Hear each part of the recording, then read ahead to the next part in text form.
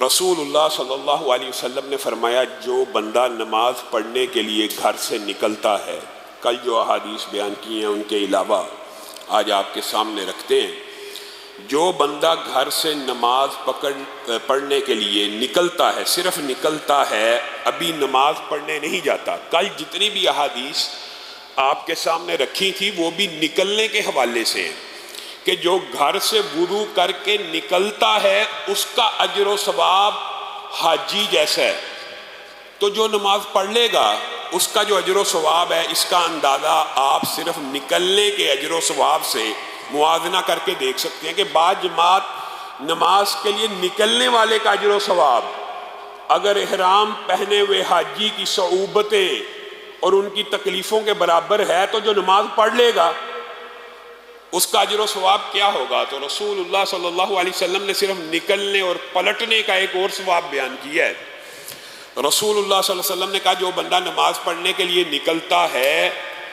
وہ اپنی انگلیوں کو ایسے نہ کرے، جس کو عربی میں تشبیک کہتے ہیں اور اردو میں بعض اوقات اس کو کڑاکا نکالنا یا چٹکنا، انگلیوں کو ایسے ایسے کرنا۔ رسول اللہ صلی اللہ علیہ وسلم نے اس چیز کو پسند نہیں فرمایا۔ کس وجہ سے؟ نماز کے آداب کی وجہ سے۔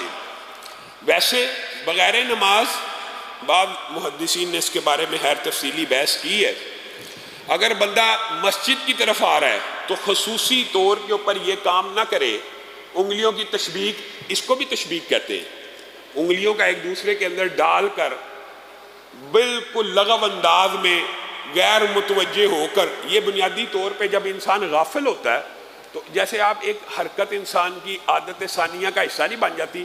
بعض لوگوں کو آپ نے دیکھا ہوگا وہ ایسے داڑھی کو ہر وقت کرتے رہتے ہیں، بالوں کو، سر کو، بعض بچے ایک ہی عادت کو مستقل کرنا شروع کرتے ہیں، تو بعض لوگوں کی یہ بھی عادت ہوتی ہے، تو یہ ایک لغو عادت ہے۔ تو رسول اللہ صلی اللہ علیہ وسلم نے فرمایا جب آپ نماز پڑھنے کے لیے جا رہے ہوں تو آپ نے یہ نہیں کرنا۔ وجہ کیوں نہیں کرنا؟ تو اس کی علت رسول اللہ صلی اللہ علیہ وسلم نے بیان کی، کیونکہ آپ نکلتے ساتھ ہی حالت نماز میں ہیں۔ انسان دیکھیں نماز کے لیے آ رہا ہوتا ہے، اگر اس کو یہ احساس ہو کہ میں حالت نماز میں ہو چکا ہوں، گھر سے نکلا، اور اگر اس کو یہ حدیث سمجھ آ جائے کہ میں گھر سے نکلتے ہی نماز میں ہوں، تو بتائیے کوئی لغو حرکت کرے گا؟ یہ بنیادی طور پر ٹریننگ ہے، آپ کی اصلاح کی جا رہی ہے کہ آپ جب گھر سے نکل ہی پڑے ہیں وضو کر کے، تو پھر اب آپ حالت نماز، اللہ نے آپ کو کنسیڈر کر لیا کہ آپ نماز میں ہیں۔ آپ رستے میں کسی کو برا بھلا کہہ رہے ہیں، آپ رستے میں فحش کام کرتے آ رہے ہیں، آپ نماز پڑھنے کے لیے آ رہے ہیں، لیکن رستے کے اندر آپ نظر بازی کے جو جرائم ہیں ان سے پرہیز نہیں کر رہے، اور بھائی انگلیاں ایک دوسرے میں ڈالنا، ان کے کڑاکے نکالنا یا چٹکانا یہ بھی منع ہے۔ نماز کے لیے نکل آئے ہیں، اللہ کے سامنے پیشی ہے، اللہ کے دربار میں حاضر ہونے لگے ہیں، اللہ کے سامنے کھڑے ہونے لگے ہیں، آپ نے اس کو معمولی عبادت سمجھ لیا، آپ نکلتے ساتھ ہی نماز میں داخل ہو چکے ہیں۔ اب وہی ایٹیکیٹس اور وہی تمام چیزیں سوچیں کہ جس طرح آپ نماز کے اندر اللہ کی طرف متوجہ ہوتے ہیں اور معمولی حرکت کے علاوہ نماز میں کثیر حرکت نہیں کرتے، اسی طرح گھر سے نکلتے ساتھ اپنے آپ کو وقار کر لیجئے۔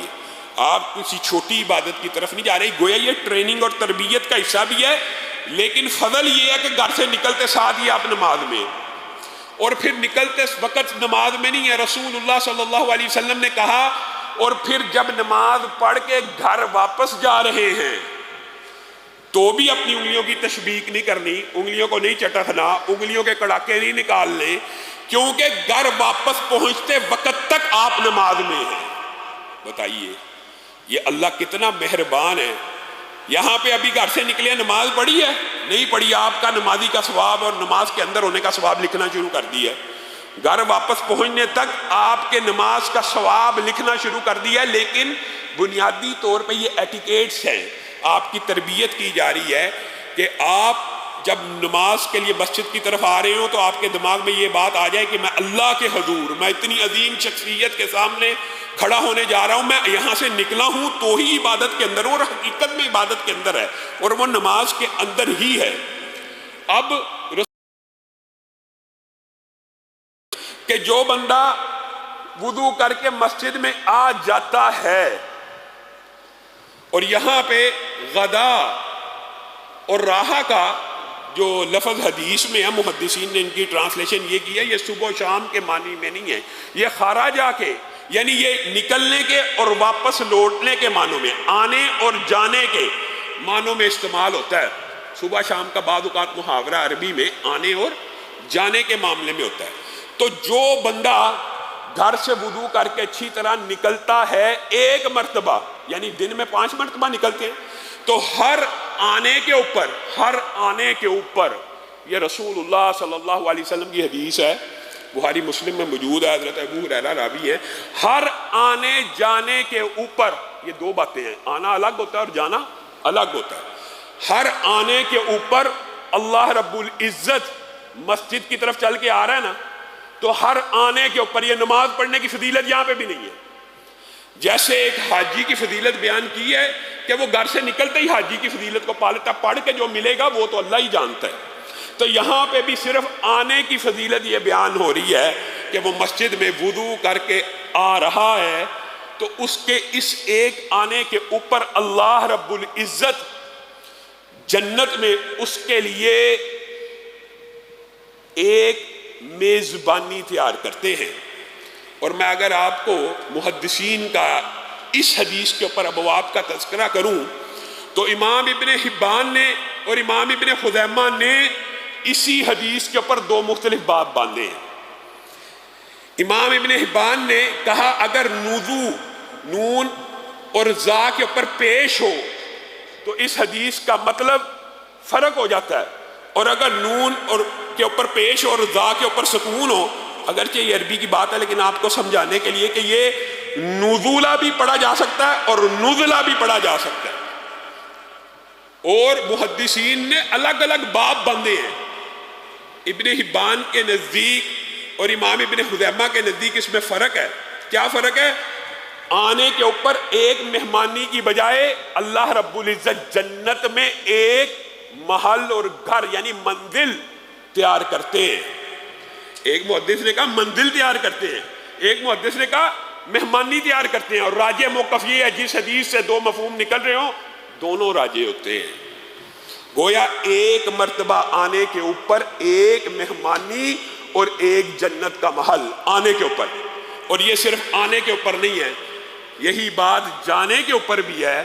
گویا جس بندے نے باجماعت 5 نمازیں مسجد کی طرف چل کے آنا ہے، ایک محل ایک میزبانی، واپس تو جانا ہی ہوتا ہے. اب واپس جانے میں دیکھیں کوئی عبادت ہے، انسان آیا مسجد تو جانا تو واپس ہے، لیکن اللہ کا اجر و ثواب اور اللہ کی طرف سے مسلمان امت کے اوپر یہ رحمت ہے کہ واپس جا اپنے گھر رہا ہے. چلو آیا تو اس نیت سے تھا کہ عبادت کروں گا، واپس جو جا رہا ہے اپنے گھر میں جا رہا ہے، تو اللہ تعالیٰ اس کے اوپر بھی ایک میزبانی اور ایک جنت میں محل عطا کرتے ہیں. گویا دن میں 5 نمازیں پڑھنے والے کے لیے 10 میزبانیاں اور 10 محل ایک دن میں تیار ہو جاتے ہیں. آپ ذرا خود کیلکولیشن کر لیجئے، ایک ماہ میں کتنے تیار ہوں گے؟ 300. ایک سال میں 3600. اب بتائیے صرف ایک فرض ادا کرنا ہے، یہ فرض ہے، یہ آپ کے اور میرے اوپر باجماعت نماز مسجدوں میں ادا کرنا فرض ہے. اس فرض کے ادا کرنے کا اجر و ثواب یہ نہیں ہے. اور یہ بات میں اپنی طرف سے نہیں کہہ رہا، یہ صرف آنے اور جانے کا اجر ہے. نماز کا جو اجر ہے یہ اس کے علاوہ ہے، جو برکات اس کی ملنی ہے وہ ان اجر و ثواب کے علاوہ ہے. اور اگر آپ اس ایک میزبانی کا تذکرہ احادیث کی روشنی میں دیکھیں یا اس ایک محل کا تذکرہ احادیث کی روشنی میں دیکھیں تو یہ ایک لمبا چوڑا الگ طویل باب ہے. لابینۃ من ذہب و لابینۃ من فضہ، جو اللہ تعالیٰ بندہ مومن کے لیے جنت میں گھر تیار کرتا ہے اس کی ایک اینٹ سونے کی ہوتی ہے، ایک اینٹ چاندی کی ہوتی ہے، اور ان کے درمیان مسک اذفر کا سیمنٹ لگا دیا جاتا ہے، کستوری کا، مشک کافور کا، جتنی دنیا کی خوبصورت سے خوبصورت خوشبو ہے اس کو مکس کر کے سونے اور چاندی کی اینٹ کو ان کے ساتھ جوڑا جاتا ہے. یہ بندہ مومن کا ایک محل ایک نماز کے بدلے میں 2 محل آنے جانے کے بدلے میں ہر روز بن رہے ہیں، ہر روز بن رہے ہیں. اور اگر میزبانی کا آپ تذکرہ کریں یا اندازہ لگانے کی کوشش کریں تو آپ حیران رہ جائیں گے. اس کے بارے میں بھی احادیث سے صحیحہ موجود ہیں. صرف ایک اس کے بارے میں یہ باب بھی طویل ہے، جس طرح ایک اس محل کا تذکرہ کیا، محلات کی بھی بہت زیادہ تفاصیل موجود ہیں. ایک میزبانی کی ایک جو تفصیل ہے وہ یہ ہے کہ کل قیامت کے دن انسان زمرد کا اپنا ایک ڈرائنگ روم دیکھے گا. ڈرائنگ روم سے مراد وہ جگہ جہاں پہ جا کے کھانا کھانا. یہ تو محلات ہیں جہاں پہ رہنا ہے، جہاں پہ کھانے کا انتظام کرنا، وہ جگہیں الگ ہیں زمرد کا. اس کے اندر جائے گا 70 گھر یاقوت کے، اور بعض روایات میں آتا ہے 70 کمرے یاقوت کے ہوں گے. ہر کمرے کے اندر 70 کمرے ہیں نا، تو ہر کمرے کے اندر الگ الگ 70 دسترخوان لگے ہوں گے، اور ان ہر دسترخوان کے اوپر 70 کھانے ہوں گے، اور ان ہر کھانے کا 70 ذائقے ہوں گے. اور یہ جنت کے مومن کے لیے اللہ کی طرف سے ایک میزبانی ہوگی. اور ایک نماز پڑھنے والے کی یہ با جماعت صرف ایک دفعہ آنے جانے کے اوپر کتنی میزبانی ہے.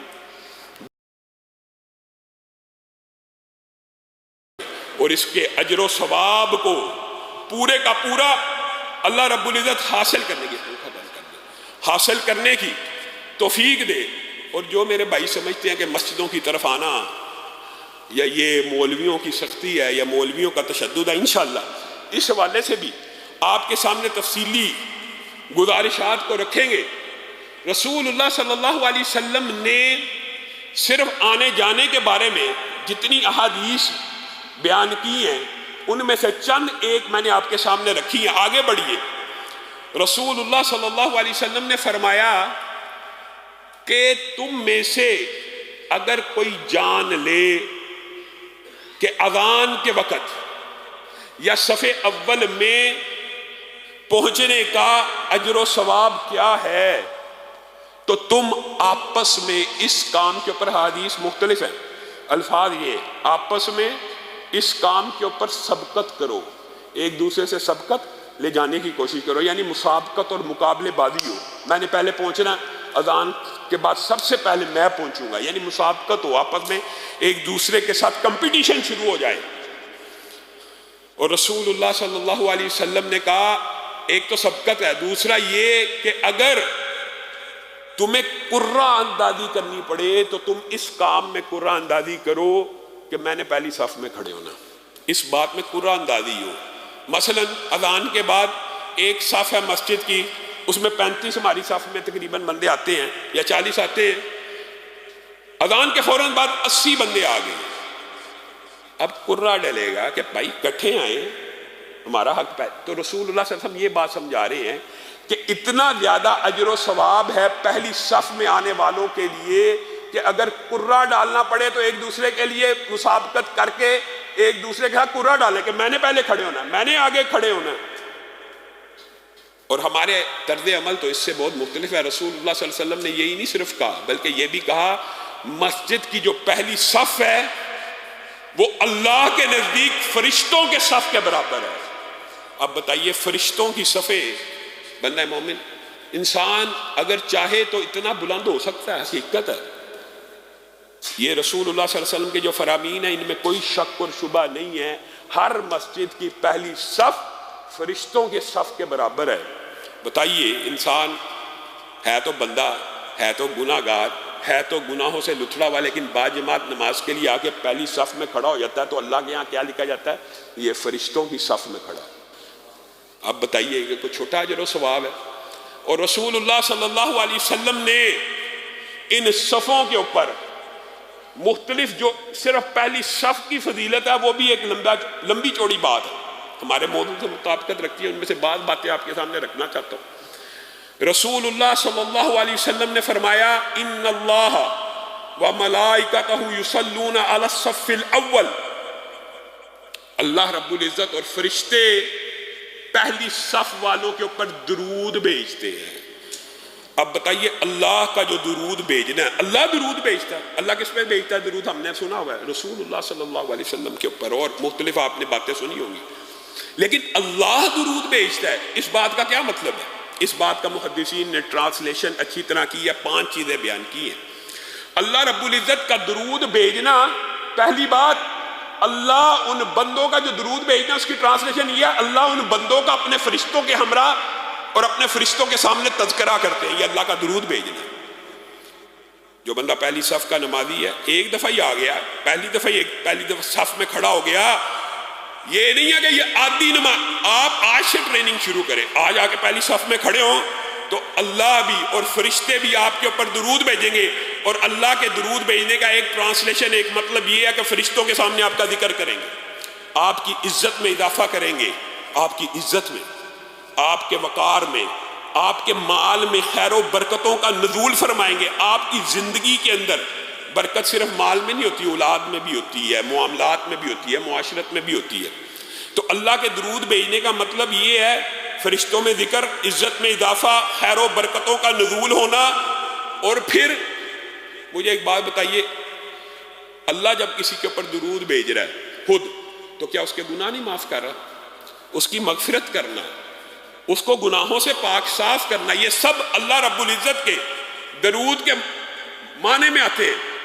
اور فرشتوں کا جو درود بھیجنا وہ یہ ہے کہ فرشتے رب کے سامنے یہ دعا کرتے ہیں، اللہ اس بندے کی مغفرت فرما۔ یہ فرشتوں کا درود بھیجنا، اللہ یعنی فرشتے جو دعا اللہ سے کرتے ہیں، جو اللہ تعالیٰ خود درود بھیجتا ہے، جی جو مفاہیم اس میں پوشیدہ ہیں تقریباً وہی مفاہیم فرشتوں کے درود میں بھی پوشیدہ ہیں، لیکن فرشتہ مانگ رہا ہے، اللہ مانگتا نہیں ہے، اللہ کر دیتا ہے۔ فرشتہ مانگتا ہے تو کیا فرشتہ اپنی مرضی سے مانگتا ہے؟ یہ بات بھی آپ نے یاد رکھنی، لا یسبقونہ بالقول وہم بامرہ یعملون۔ وہ اپنی مرضی سے ایک لفظ نہیں بولتے، اللہ کے حکم کے پابند ہیں۔ اللہ نے حکم دیا ان کے اوپر درود بھیجو، یعنی ان کے لیے مغفرت کی، ان کی برکت کی دعا آپ کیجئے، آپ کریں۔ قبول کس نے کرنی ہے؟ اللہ نے۔ ولا یشفعون الا لمن ارتضی، وہ کسی کی سفارش نہیں کرتے مگر جس کی اللہ چاہے۔ تو اللہ کے حکم سے سفارش کر رہے ہیں آپ کی اور میری۔ کن لوگ خوش نصیب لوگوں کی جو پہلے صف میں آ کے باجماعت نماز کو ادا کرنے کی کوشش کرتے ہیں۔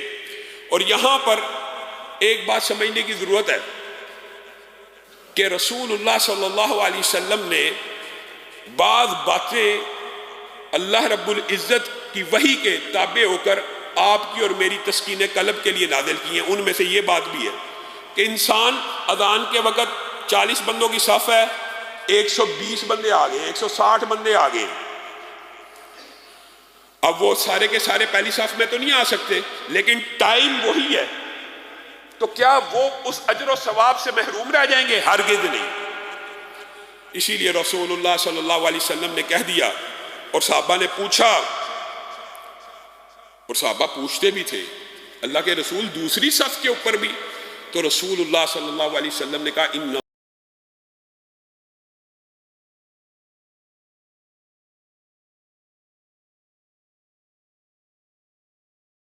درود بھیجتے ہیں۔ اور اس سے مراد یہ دو الگ محدثین نے اس حوالے سے چیپٹرائزیشن کی ہے کہ اس میں وہ لوگ بھی شامل ہیں دوسری صف کے اندر جو قدر تاخیر سے آئے، اذان ہوئی، اذان ہوتے ہی پہلی صف بھر گئی، مثال دے رہا ہوں، کچھ اذان سے 5-10 منٹ بعد آئے لیکن نماز کی تکبیر سے پہلے آئے، دوسری صف میں چلے گئے، ان کے اوپر بھی درود ہے۔ لیکن وہ لوگ جو سارے کے سارے ایک یکمشت آ رہے ہیں، 160 بندے آئے، 4 صفوں کے بندے آگے، اب وہ جو تیسری اور چوتھی صف میں چلا گیا، پہلی اور دوسری صف کا تو رسول اللہ نے نام لے دیا، تو کیا تیسری چوتھی صف والا محروم رہ گیا؟ ہرگز نہیں۔ ان اللہ وملائکتہ یصلون علی الصفوف الاول، اور دوسری روایت میں گیا علی الصفوف الاولی۔ اس سے مراد یہ ہے کہ نماز قائم ہونے سے پہلے 10 صفحے بنے، 20 صفحے بنے، نماز کی تکبیر سے پہلے جتنی بھی صفحے بنیں گی ان سب کے اوپر اللہ اور اس کے فرشتے درود بھیجتے ہیں۔ بات ختم، پھر جھگڑا بھی ختم ہو جاتا ہے، پھر بندے کے دل میں وہ بات بھی ختم ہو جاتی ہے میں پہلی صف میں کھڑا نہیں ہوا۔ اگر آپ پہلی تکبیر سے پہلے پہنچ گئے تو آپ ان صفوں میں شامل ہیں کہ جن کے اوپر اللہ اور ان کے فرشتے درود بھیجتے ہیں۔ لیکن رسول اللہ صلی اللہ علیہ وسلم کا جو ذاتی، ایک ہے اللہ کا اور ایک ہے فرشتوں کا درود، اور ایک ہے رسول اللہ صلی اللہ علیہ وسلم کا درود. اس کے بارے میں حدیث صحیح یہ ہے کہ رسول اللہ صلی اللہ علیہ وسلم کا جو درود ہے، صحابہ نے آپ سے پوچھا رسول اللہ کا درود بھیجنا اللہ کے درود بھیجنے سے تو کم تر ہے، لیکن فرشتوں سے افضل ہے کہ نہیں؟ فرشتوں سے تو افضل ہے کہ اللہ خالق ہے، باقی ہر چیز مخلوق ہے، اور مخلوق میں سب سے اعلیٰ اور افضل کس کو بنایا گیا ہے؟ رسول اللہ صلی اللہ علیہ وسلم. اب اگر آپ رسول اللہ صلی اللہ علیہ وسلم کا درود لینا چاہتے ہیں تو اس کے لیے بھی وہی طریقہ کار ہے، اور رسول اللہ کے درود کا بھی وہی معنی اور مفہوم ہے جو فرشتوں کے درود کا معنی مفہوم ہے، کہ رسول اللہ صلی اللہ علیہ وسلم نے فرمایا اور صحابہ نے پوچھا، صحابہ نے کہا اے اللہ کے رسول، آپ یہ جو ہمیں اللہ کے اور فرشتوں کے درود کی بات بتاتے ہیں، تو رسول اللہ نے کہا یہ بات نہیں ہے، میں محمد صلی اللہ علیہ وسلم بھی پہلی صف والوں کے اوپر درود بھیجتا ہوں. رسول اللہ یعنی ہم نے تو ساری زندگی یہ سنا کہ ہم رسول اللہ پہ درود بھیجتے ہیں، لیکن کچھ خوش نصیب ایسے ہیں کہ جن کے اوپر رسول اللہ بھی درود بھیجتے ہیں. وہ لوگ ہیں جو پہلی صف میں کھڑے ہو جاتے ہیں. صحابہ نے پھر کہا اے اللہ کے رسول دوسری صف کے لیے بھی، کہا پہلی صف پہ بھیجتا ہوں. پھر کہا دوسری صف والوں کے لیے بھی، کہا پہلی صف پہ بھیجتا ہوں. پھر کہا دوسری صف والوں کے لیے بھی. پھر رسول اللہ نے کہا ہاں دوسری صف والوں کے اوپر بھی درود بھیجتا ہوں. تو اس کا مطلب یہ ہے کہ رسول اللہ کا جو اسپیشل درود ہے وہ پہلی صف والوں کے لیے 3 مرتبہ، یعنی جو بندہ پہلی صف میں آ کے باجماعت نماز پڑھے گا گویا وہ رسول اللہ کی 3 مرتبہ کی گئی دعا کا مستحق ہے، اور جو دوسری صف میں آ کے نماز پڑھے گا وہ رسول اللہ صلی اللہ علیہ وسلم کی 1 مرتبہ کی گئی دعا میں شامل ہے. البتہ بات وہی ہے کہ اگر آپ پہلی تکبیر سے پہلے مسجد میں پہنچ جاتے ہیں تو آپ کا شمار ان صفوف الاول میں ہوگا کہ جن کے اوپر مراد یہاں پہ بھی وہی ہے، اور آسانی سے مراد وہی ہے جو تخیر سے آئے. جو پہلے آ گئے ان کا اجر و ثواب زیادہ ہے، جو تخیر سے آئے ان کے اوپر درود 1 مرتبہ ہوگا. ایک اور بات کر کے میں اپنی بات کو ختم کروں گا. ایک بہت بڑی ہمارے میں کوتاہی آج کل پائی جاتی ہے، اور ہم نے اس عمل کو بڑا چھوٹا سمجھا ہوا، اور میرے نمازی ساتھی اکثر اس بات کا مجھے اشارہ بھی کرتے رہتے ہیں کہ علامہ صاحب آپ یہ بات کہیں، یہ مسئلہ پیش آتا ہے دوران نماز. ان اللہ وملائکتہ یصلون علی الذین یصلون الصفوف اور علی الذین یصلون الصف، دونوں الفاظ مختلف روایات میں ملتے ہیں. اللہ اور اس کے فرشتے ان کے اوپر درود بھیجتے ہیں جو صفوں کو ملاتے ہیں. اللہ اور اس کے فرشتے، یہاں پہ پہلی صف، دوسری صف، تیسری صف کی بات نہیں ہے، کوئی 10ویں 12ویں صف میں بھی کھڑا ہے، اگر وہ صفوں کے اندر جو خلائیں ان کو پر کرنے کی کوشش کرتا ہے تو اللہ اور اس کے فرشتے اس بندے کے اوپر درود بھیجتے ہیں. ہمارے ہاں کیا طرز عمل ہے، جو بیچارہ صف ملانے کی کوشش کرتا ہے ساتھ والا ایسے الرجی اور کرنٹ مار کے اس سے دور ہو جاتا ہے کہ جیسے اس نے کوئی غیر شرعی حرکت کر دی ہے. رسول اللہ صلی اللہ علیہ وسلم نماز میں کھڑے ہونے کے بعد جو پہلا اعلان کیا کرتے تھے صفوں کو ملا لیا جائے، صفوں کو ملا لیا جائے، بلکہ یہاں تک کہہ دیا کہ صفوں میں فاصلے پیدا نہ کرو. میرے بھائیو آپ غور کر لینا، رسول اللہ کا کوئی فرمان حکمت کے سے حالی نہیں ہے. آپ نماز کے اندر کسی سے پاؤں ملانے کی کوشش کر کے دیکھ لیں اور اس حدیث کا ذرا ذہن میں لے کے آئیں مفہوم. پہلے حدیث سن لیں کہ رسول اللہ صلی اللہ علیہ وآلہ وسلم نے فرمایا جو بندہ صفوں کے درمیان، بعد آ جاؤ، صفوں کے درمیان خلا مت چھوڑو، صفوں کے درمیان خلا مت چھوڑو، بندہ بندے کے ساتھ خلا مت چھوڑے. شیطان کو بکری کی شکل میں ان خلاؤں میں میں دیکھ رہا ہوں کہ وہ جگہوں کے اندر جو تم آپس میں دور دور کھڑے ہو جاتے ہیں ان جگہوں کے اندر ان جگہوں کو شیطان بھر رہا ہے، اور صفوں کے اندر یہ فاصلے کرنا بعد آ جاؤ، بند کر دو، ورنہ اللہ تمہارے دلوں میں فاصلے پیدا کر دے گا. آپ ذرا اس حدیث کے اوپر غور کریں، جو دلوں میں فاصلہ ہے، حقیقت میں آپ کسی کے ساتھ پاؤں ملا کے دیکھ لیجئے، اگر وہ پاؤں آپ سے پیچھے کر لے گا تو آپ کے دل میں فاصلہ آ جائے گا، اور اگر آپ پاؤں کے ساتھ پاؤں ملا لیں گے آپ کے دل بھی مل جائیں گے. اگر آپ ساتھ جڑ کے کھڑے ہو جائیں گے.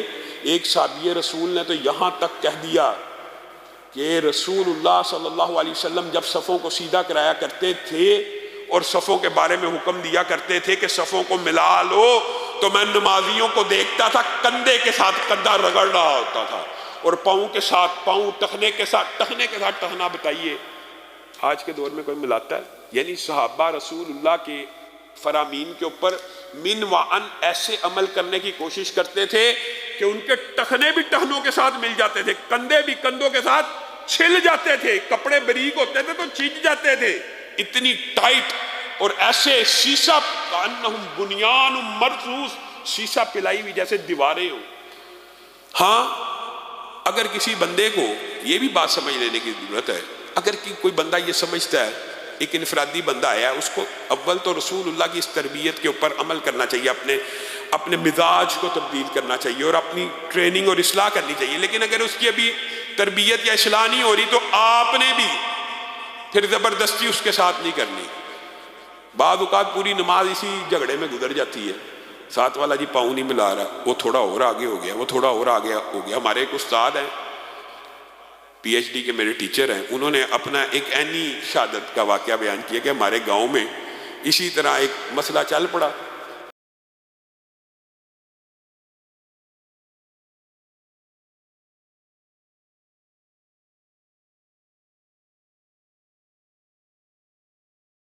دیہات کا تھڑا تھا، وہ دونوں باہر چلے گئے نماز کے دن۔ یہ انہوں نے عینی واقعہ شہادت کا بتایا۔ اس طرح بھی نہیں کرنا، ملانی ہے صفے، لیکن اتنا الرجی ہو کے ضد بنا کر، اور بھائی اصلاح کرنی ہے تربیت کے ذریعے، اپنے اندر سے یہ بات ہونی چاہیے، موٹیویٹ کریں اس کو، بعد میں سمجھائیں پیار سے، بھائی یہ رسول اللہ صلی اللہ علیہ وسلم کی سنت ہے۔ لیکن اگر بندہ کوئی پھر بھی یہ سمجھتا ہے کہ میری نماز میں وہ خشوع و خضوع برقرار نہیں رہتا، ساتھ کوئی بندہ ٹچ ہو رہا ہو، تو اس کو سپیس دے، اس کو موقع دے، اس کو تربیت کا، اس کی اصلاح کا۔ آپ کا نمازی بھائی آیا آپ کی مسجد میں، آپ پہلے دن ہی اس کے اوپر چڑھ دوڑیں تو یہ بات مقبول نہیں۔ اللہ رب العزت جو کہا گیا، جو سنا گیا، اس کو سمجھنے کی توفیق عنایت فرمائے۔